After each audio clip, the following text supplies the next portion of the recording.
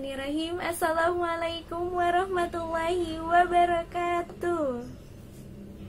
Alhamdulillahirabbil alamin wa bihi nasta'in wa ala umurid dunya waddin. Wassalatu wassalamu ala asrofil anbiya'i wa mursalin wa ala alihi wa sahbihi ajmain. Amma ba'du. Rabbi israhli sadri wa yassirli amri wahlul 'uqdatam min lisani yafqahu qawli. Teman-teman semua, mari kita sampaikan rasa syukur kita hanya kepada Allah Subhanahu wa Ta'ala, karena atas nikmatnya lah kita bisa diberikan kesehatan. Dan tak lupa juga salawat serta salam kita sampaikan kepada tauladan kita semua, yaitu Rasulullah Muhammad Sallallahu Alaihi Wasallam. Oke teman-teman semuanya, gimana nih kabar ibadah di bulan puasa ini? Apakah teman-teman semangatnya semakin naik? Atau bahkan semangatnya semakin menurun? Nah, bagi teman-teman yang semangatnya semakin menurun, yuk kita sama-sama niatkan lagi karena Allah. Jangan sampai teman-teman kita melewati Ramadan kali ini dengan kegiatan yang sia-sia. Dan tak lupa juga Bu Heni mau mengucapkan terima kasih banyak untuk teman-teman semuanya. Masya Allah, keren-keren semuanya. Karena teman-teman sudah berusaha untuk melawan rasa kantuknya, tidak tidur setelah sholat subuh ini. Oke, baiklah teman-teman, Bu Heni akan mengecek kesiapan teman-teman. Apakah teman-teman masih ingat gak ya dengan jawabannya? Oke, Bu Heni coba ya. Teman-teman sudah siap? Masya Allah. Baiklah teman-teman, kalau teman-teman sudah siap, kita awali dengan membaca basmalah terlebih dahulu.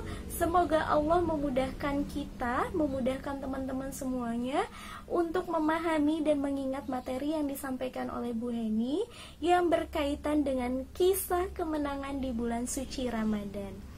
Oke, kita baca basmalah sama-sama. Bismillahirrahmanirrahim. Oke, baiklah teman-teman semuanya, Bu Heni akan menjelaskan kisah kemenangan yang terjadi di bulan Ramadan. Kisah yang pertama adalah kisah kemenangan Perang Badar. Apakah teman-teman pernah mendengar nama peperangan ini? Bu Heni yakin kayaknya hampir semua teman-teman pernah mendengar nama Perang Badar ini ya. Jadi teman-teman, Perang Badar ini merupakan perang pertama yang dilakukan kaum muslimin berhadapan dengan kaum kafir Quraisy. Perang ini terjadi pada hari Jumat, tepatnya di hari kedua di bulan Ramadan. Nah teman-teman, walaupun dalam kondisi sedang berperang, tapi kaum muslimin masih tetap menjalankan ibadah puasa. Wah, Masya Allah, keren sekali ya. Teman-teman, pada peperangan ini kaum muslimin hanya berjumlah 313 orang dengan senjata seadanya. Sedangkan kaum kafir Quraisy jumlahnya 3 kali lipat lebih banyak dari kaum muslimin, yaitu sekitar 1000 orang dengan senjata yang begitu lengkap. Nah, kira-kira teman-teman kalau dilihat dari jumlahnya, yang akan memenangkan peperangan ini apakah kaum muslimin ataukah kaum kafir Quraisy ya? Mungkin kalau dilihat dari jumlahnya yang akan memenangkan peperangan kaum kafir Quraisy ya.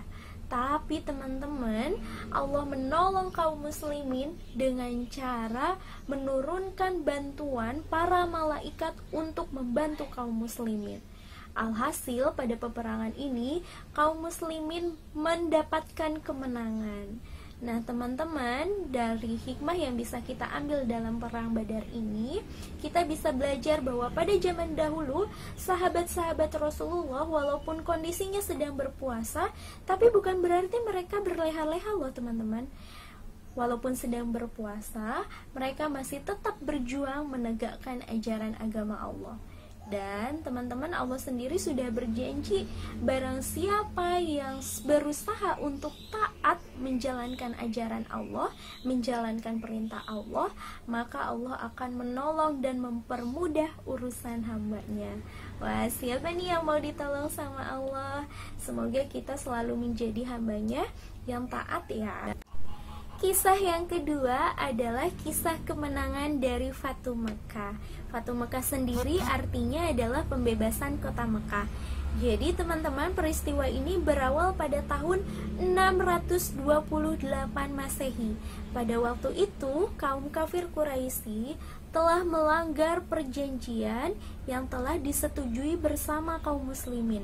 Perjanjian itu bernama Perjanjian Hudaybiyah, yaitu perjanjian yang berisi tentang perdamaian. Jadi teman-teman, pada saat itu kaum kafir Quraisy membantu Bani Bakr untuk memerangi kaum muslimin, sehingga pada saat itu banyak kaum muslimin yang terbunuh. Tapi ada satu sahabat Rasulullah yang berhasil melarikan diri dan berhasil memberitahu Rasulullah. Akhirnya setelah diketahui oleh Rasulullah, Rasulullah pergi menuju ke kota Mekah tanpa memerangi kaum kafir Quraisy. Dan pada tahun 630 Masehi, Rasulullah dan kaum muslimin berhasil menguasai kota Mekah dan berhasil menghancurkan berhala-berhala yang terdapat di sekitaran Ka'bah. Kisah selanjutnya adalah peristiwa Nuzulul Quran atau peristiwa turunnya Al-Quran. Nah, secara lebih terperinci Allah menjelaskan peristiwa tersebut dalam Al-Quran, yaitu Quran Surat Al-Baqarah ayat 185.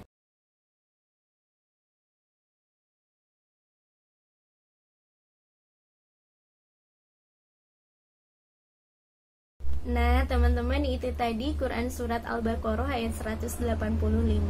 Dari ayat tersebut kita bisa mengetahui bahwa ternyata Al-Quran juga diturunkan pada bulan Ramadan.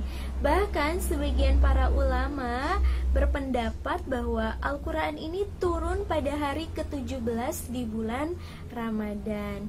Dan biasanya teman-teman, bulan Ramadan ini juga sering disebut dengan Syahrul Quran, yang artinya bulannya Al-Quran.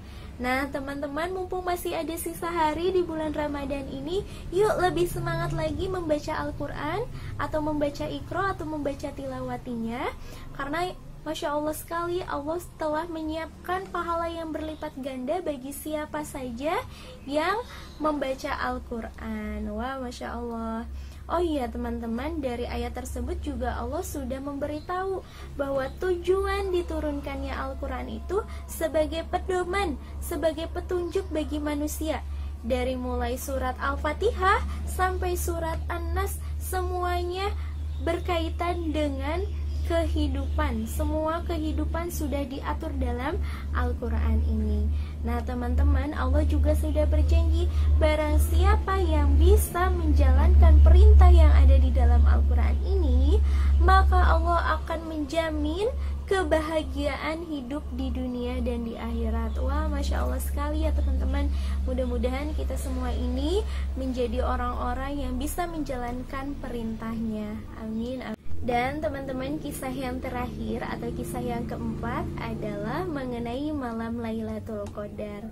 Jadi teman-teman, malam ini merupakan malam kemuliaan yang lebih baik daripada 1000 bulan atau sekitar 83 tahun.